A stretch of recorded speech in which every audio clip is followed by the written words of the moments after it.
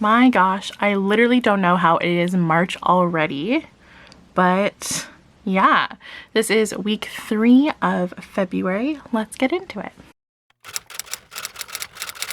Oh, hi there, and welcome to C2C, a channel where I post every single week about getting my life together in terms of culture, finance, and overall lifestyle.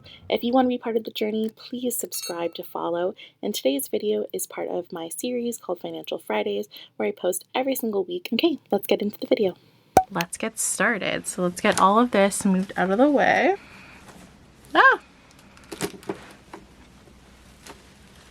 Stay. Move that so I don't burn myself. Okay, so we're gonna start with the notebook. So this is my budget for February. I have a very inconsistent and low paycheck, so that is how I break down my budgets. So I do them weekly because I get paid every single week. So this is week 3 of 4. I get paid on Wednesdays. So this is what this budget is breaking down. Okay, so let's zoom on in. Okay. So this is my budget breakdown for the week. It is paycheck 3 out of 4 paychecks because there are 4 Wednesdays in February and I get paid every single Wednesday. For incoming, we have $623.88 to play around with. I like a zero-based budget, so at the end of the day, every single cent that I have made is accounted for. We're gonna move into the breakdown. I do my budgets a little bit differently from most that I've seen. I do like a tiered system in order of priority. So the first 2 tiers are everything that you 100% need to pay in order to survive. So the first tier will be your fixed expenses. These are things of the same amount every single month, and you have to pay them in order to live. The second tier is expenses that you still need to pay every single month in order to survive, like food, transportation, but these you can dwindle down a little bit more to get a smaller budget if you have less money for the week. And then my third tier is what I do with the extra money after my necessities have been paid. For me, my focus is putting it into an envelope to help pay for bills later on if I make less money on a certain week. And then after 2 months, if I don't need any of that money from that overflow, I'll put that into my emergency fund. If you have a very consistent income and you don't need to put money away into a bills envelope, and your emergency fund is fully funded, you can then go ahead and put this towards like another savings goal. And then your fourth tier, which I don't have here, would typically be something like fun, not a necessity, something that you want to put your money towards.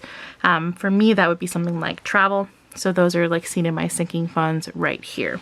So when you're looking at my breakdown, you'll see that a lot of my larger expenses are actually broken down to smaller, more manageable bite-sized amounts. And that's really great if you have a very low or inconsistent budget, because if you make a lot less one week, but you were expecting make a lot more, you all of a sudden can't pay a bill. So I always budget money 2 weeks before the bill is due. And if it's a large amount like this, I will break it up into intervals.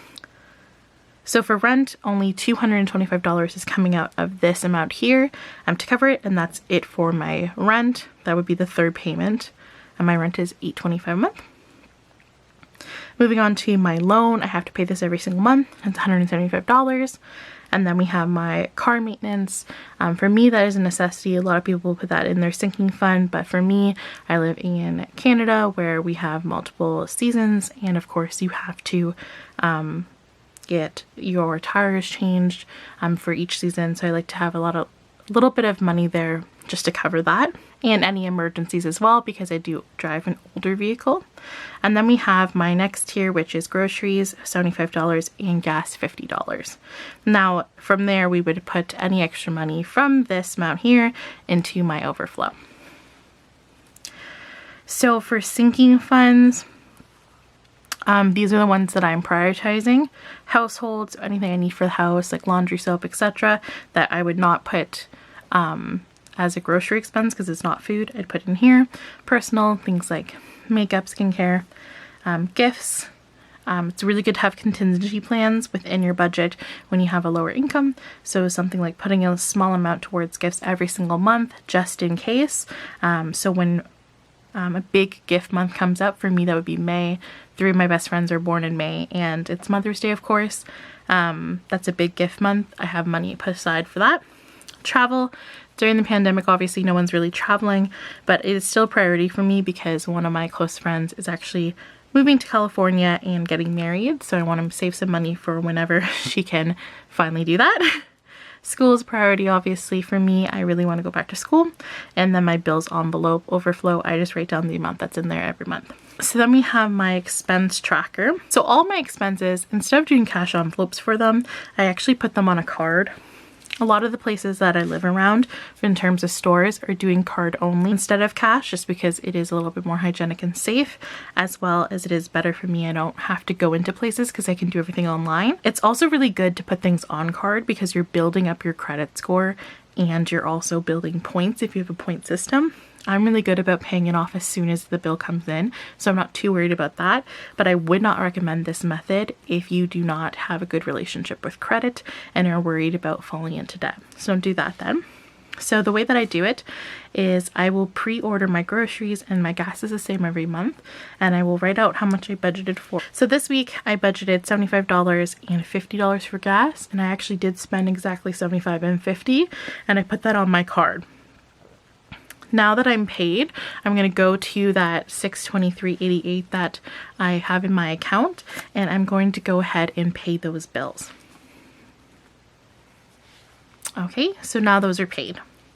The next thing we're going to do is move on into my bill tracker. So like I said, I save money for bills that are coming up about 2 to 3 weeks in advance. So all of the bills I have here, I actually already have the money set aside in an expense account to pay them. And you'll notice I have a method here. I have written down cards. Once again, putting them on cards is a great way to build your credit score. It's also a great way to build up and rack up points. It also makes sure that I never miss a payment, because I know that because I pay my cards off every single month, I don't hold a balance there. So there'll always be money on my card. I never have to worry about there being money in my account and if it's payday. And I don't have to worry about whether or not I miss my due date. So I'm filming this right now on the 23rd.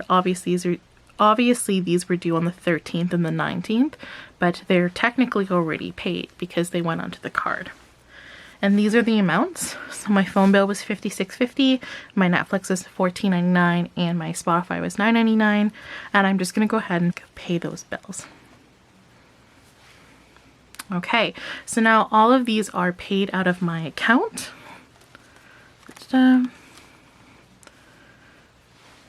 So that's going to leave me with $73.88. And personally, I don't like to deal with and budget with change. I live in Canada, so the largest bill that we have is a $5 bill. I don't like coin, so I'm actually going to move that $3.88 into my savings account for my emergency fund and only deal with the $70 that I left over. So I have $70 to stuff. I'm actually going to take $10 of that out and mark it down as a household expense. I actually don't have this $10 anymore. I took 10 out to give to one of my coworkers who bought a gift basket for another coworker. We all like split on it because she just had surgery. So I'm only actually using 70. Okay, and that all 70 is going to go into, sorry, all 60. Whoa. All 60 is going to go into my bills overflow. These are the cash envelopes that I have.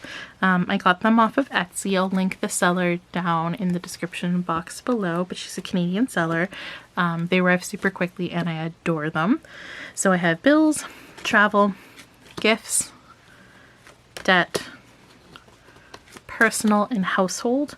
I've already used that $10 for the household, like I said, so I'm going to put that aside. I'm not stuffing any of the other envelopes here, so we're only going to be using bills today. Okay, so we're only going to be stuffing the bills envelope. Put that there. And here is my cash for the week right here. So we have 10, 20, 30, 40, 45, 50, 55, and 60. And go ahead, put that in there. And that is done. And so next week, if I make a little bit less than I need for bills, I'm going to go ahead and take the money from here instead of pulling from my emergency fund or being low on money. Okay, so now that all the bills are paid off, I just quickly paid them off camera and did all of that. I'm going to go ahead and look at my little sticky note that I have for the next week.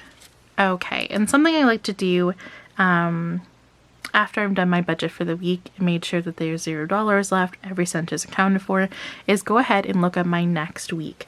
Not only am I looking at what bills are coming out, so I have them broken down here in the tiered system again. I'm going to go ahead and look at my tiered system, see if there's anything that I need to add or take away, and then also look at my schedule for the week and see how many hours I'm working. I'm working 20 hours.